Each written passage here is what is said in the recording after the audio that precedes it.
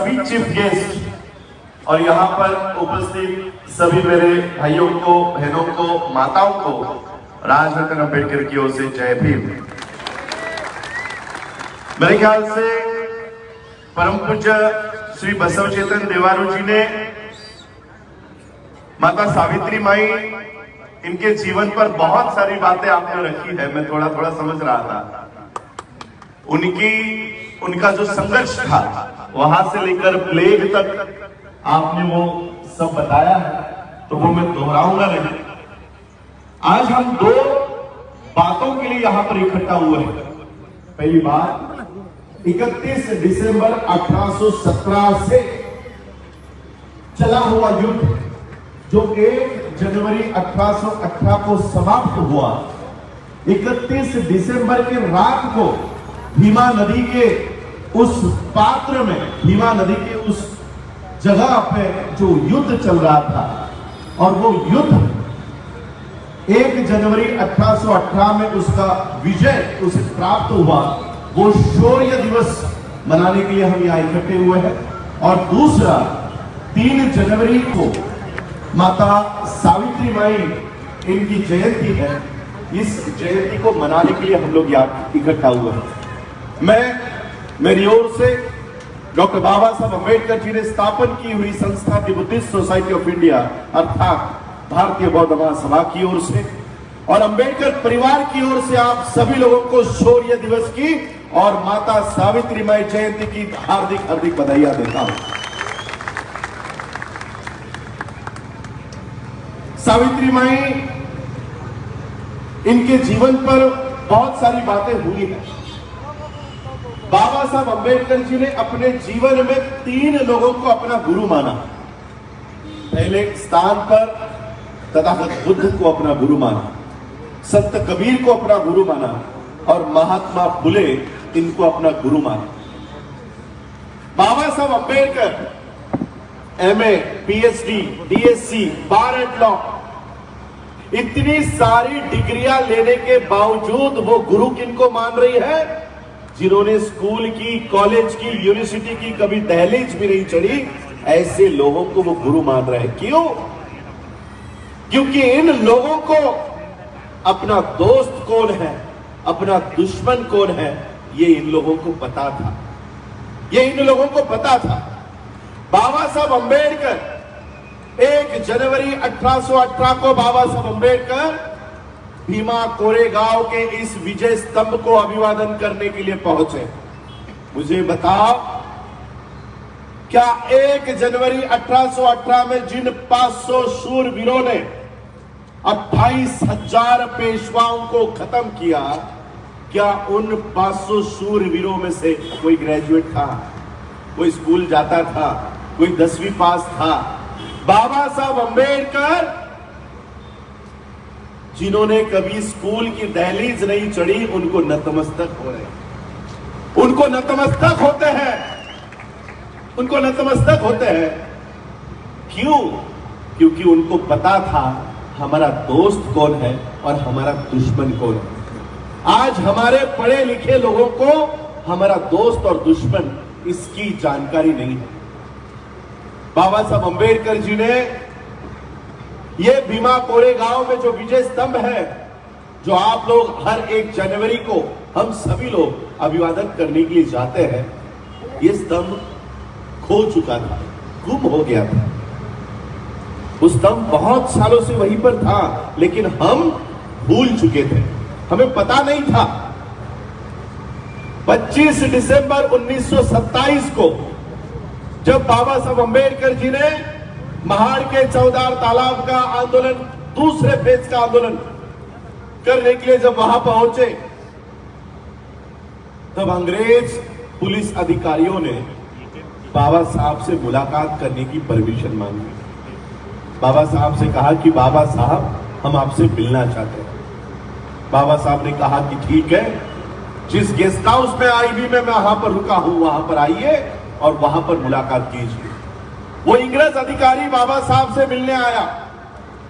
मिलने आने के बाद उसने बाबा साहब से कहा कि बाबा साहब, यहाँ के सवर्णों ने आपके आंदोलन के खिलाफ कोर्ट में याचिका की है।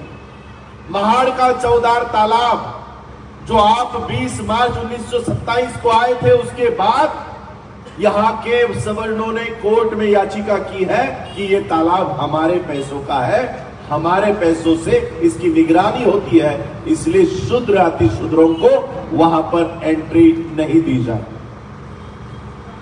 बाबा साहब के साथ सभी कार्यकर्ते थे। वो कार्यकर्ताओं ने बाबा साहब से कहा कि बाबा साहब हम वहां पर जाएंगे, भले हमको ये अंग्रेज अधिकारी अरेस्ट कर ले, हम लोगों को जेल में डाल ले। सभी 50,000 से भी ज्यादा कार्यकर्ता जेल में जाने के लिए तैयार हो गए, लेकिन बाबा साहब ने कहा नहीं, रुको। वो अंग्रेज अधिकारी बाबा साहब से कह रहा था कि बाबा साहब हम आपके अधिकारों के खिलाफ नहीं हैं, हम आपके महाड़ के 14 तालाब पर जाने के खिलाफ नहीं है, हम ही ने तो वो अधिकार आपको दिया है। यहां के सवर्णों ने कोर्ट में याचिका दायर करने के बाद कोर्ट ने मनाही आदेश दिया है, अगर उस आदेश का आप उल्लंघन करते हो तो हमें आप सबको अरेस्ट करना होगा। बाबा साहब ने अपना दुश्मन कौन है पहचाना, और उस समय बाबा साहब अंबेडकर जी ने महाड़ के चौदार तालाब पर जाने के बजाय जिस ग्रंथ के वजह से हमें उस चौदार तालाब पर जाने की मनाही की गई है, उस ग्रंथ को, मनुस्मृति को बाबा साहब ने जलाया। और बाबा साहब ने पहली बार बाबा साहब ने पब्लिक लाइफ में विजय स्तंभ का उल्लेख किया, और बाबा साहब ने कहा कि तुम लोग भेड़ बकरियों की संतानें नहीं हो, तुम लोग शेर की संतानें हो।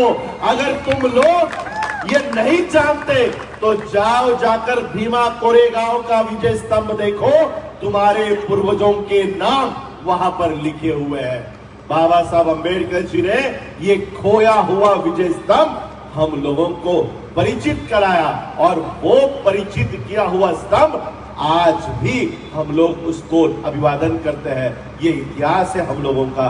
ये इतिहास सिर्फ एक पिलर को, हम स्तंभ को अभिवादन करने नहीं जाते, ये हम अभिवादन हमारे उन महापुरुषों को करते हैं जिन्होंने इस देश में 28,000 पेशवाओं को काटा। ये युद्ध कोई 500 वर्सेस 28,000 नाग और पेशवाओं में नहीं था, ये युद्ध था स्वाभिमान के और अहंकार के बीच में, और वहां पर अहंकार का पराजित हुआ और स्वाभिमान की जीत हुई। ये स्वाभिमान की जीत का जश्न है।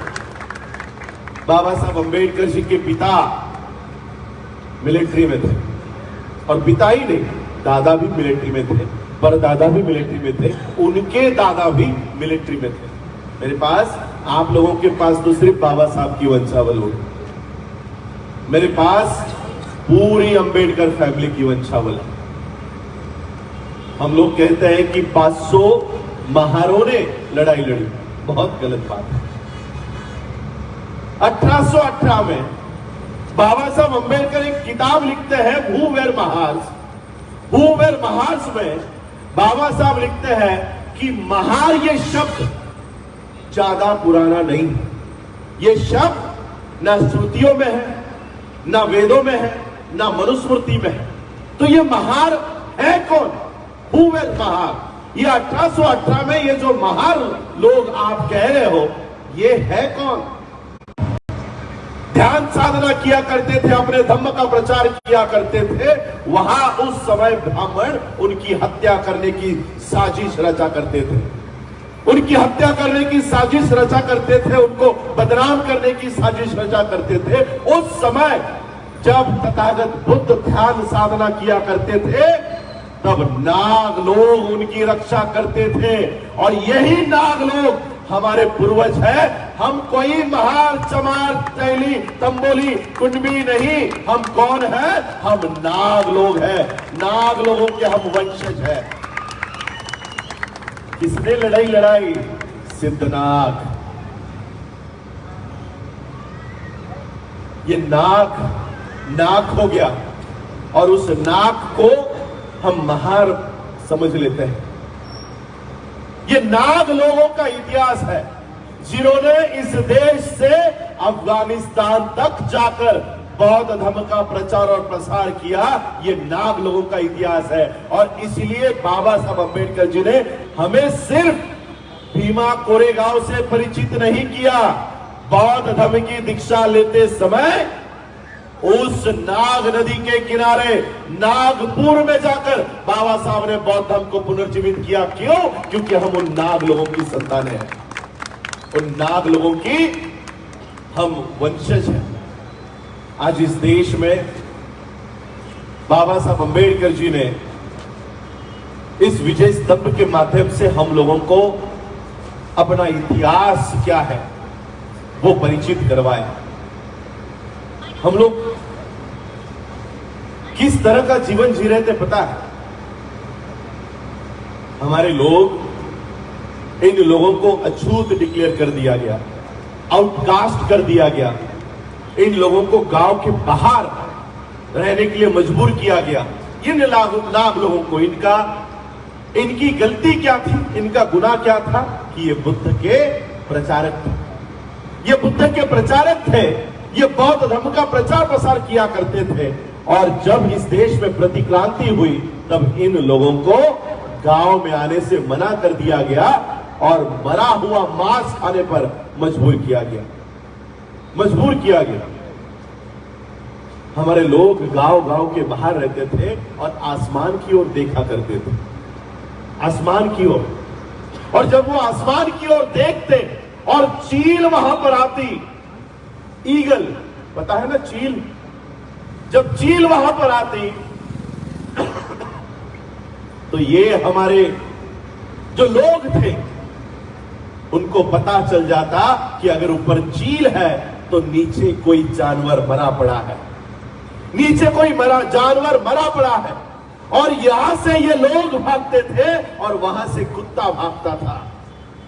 उस मरा हुआ जानवर का मांस खाने के लिए यहां से इंसान भागते थे और यहां से जानवर भागते थे, कुत्ता भागता था। और कुत्ते में और इंसान में रेस लगती थी कि कौन पहले जाकर वो मरा हुआ मांस खाएगा। भूख दोनों को भी लगी हुई है, दोनों को भी भूख लगी हुई है। एक तरफ से वो कुत्ता मांस तोड़ रहा है, दूसरी तरफ से इंसान मांस खा रहे हैं और वो कुत्ता उन इंसानों को भी गुर्रा रहा है, यानी कुत्ता भी हमको कीमत नहीं दे रहा था। ऐसे लोगों को बाबा साहब अंबेडकर जी ने अपने इतिहास से पराजित कराया और बाबा साहब ने कहा कि ये क्या जीवन जी रहे हो, ये क्या जीवन जी रहे हो, तुम लोग शेर की संतानें हो। जो लोग मरा हुआ मांस खाने के लिए कुत्ते से लड़ते थे, बाबा साहब अंबेडकर जी ने उस कौम को राष्ट्रपति पद पर जाकर बिठा दिया। ये बाबा साहब अंबेडकर जी की इस देश को देन है, इस देश को देन। बाबा साहब अंबेडकर जी के पिता मिलिट्री में थे। क्योंकि हमने 1818 का युद्ध जीता था और पेशवाई को इस देश से खत्म किया था, इसलिए पेशवाओं ने जाते जाते हमसे एक बदला लिया। अब ब्रिटिश भी कोई हमारे सगे थे नहीं। पेशवाओं ने ब्रिटिशरों से अपनी पेशवाई रद्द करने के बदले उन्होंने कहा कि ठीक है, हम हार गए हैं, हम अपना राजपाट यहां से खत्म कर रहे हैं, लेकिन हम आपको एक रिक्वेस्ट करना चाहते हैं, एक विनती करना चाहते हैं। अंग्रेजों ने कहा, बताओ क्या विनती? पेशवाओं ने कहा कि जिन अछूतों की वजह से हमको पराजित स्वीकारनी पड़ी है, पराजय स्वीकारना पड़ा है, उन अछूतों की एंट्री, उन अछूतों का प्रवेश मिलिट्री में हमेशा के लिए बंद कर दो, हमेशा के लिए बंद कर दो। और ये एंट्री आगे चलकर बंद हो गई। ये एंट्री बंद हो गई। धीरे धीरे सभी मिलिट्री मैन जो अछूत थे, सैनिक थे, उनको धीरे धीरे पेंशन देकर उनकी नौकरियां खत्म कर दी। बाबा साहब अंबेडकर जी के पिता की भी नौकरी चली गई और बाबा साहब अंबेडकर जी के पिता सूबेदार मेजर रामजी अंबेडकर पूरी लाइफ, पूरा जीवन वो मिलिट्री की एंट्री शुरू हो इसलिए लड़ते रहे, ब्रिटिशरों से लड़ते रहे कि हमने आपके तरफ से इस देश में युद्ध लड़ा है, आपको जीत हासिल करा के दी है और आप हमारी ही एंट्री बंद कर रहे हो, हमारा ही प्रवेश बंद कर रहे हो। बाबा साहब अंबेडकर जी के पिता ने कई सारे खत करस्पॉन्डेंस ब्रिटिश सरकार को किए, लेकिन उनको सफलता हासिल नहीं हुई। और जब बाबा साहब अंबेडकर पढ़ाई लिखाई करने के बाद भारत में आए, उन्होंने अपने पिता का संघर्ष देखा, उनको पता चला हमारे पिता किस लिए लड़ रहे हैं। अपने पिता का संघर्ष बाबा साहब अंबेडकर जी ने जारी रखा और बाबा साहब अंबेडकर जी ने ये विजय स्तंभ ढूंढ निकाला और अंग्रेजों को बताया कि देखो हम आपकी ओर से लड़े थे, ये हमारे पूर्वजों के नाम इस पिलर के ऊपर आज भी लिखे हुए हैं और इसलिए हमारी बटालियन फिर से शुरू होनी चाहिए। बाबा साहब अंबेडकर जी ने अंग्रेजों को यह निवेदन दिया और अंग्रेजों को फिर से एक बार पता चला कि ये कौम मार्शल कौम है, लड़ाऊ कौम है, सैनिक कौम है, इनकी भर्ती हम लोगों ने बंद की है, हमको इनकी भर्ती चालू करनी होगी। और बाबा साहब अंबेडकर जी के संघर्ष को इन अंग्रेजों ने पहचाना और अंग्रेजों ने फिर से हमारी एंट्री इस मिलिट्री में शुरू की, जो आज तक महार बटालियन के नाम से शुरू है, आज तक शुरू है। बाबा साहब अंबेडकर जी को यह सफलता मिलने के बाद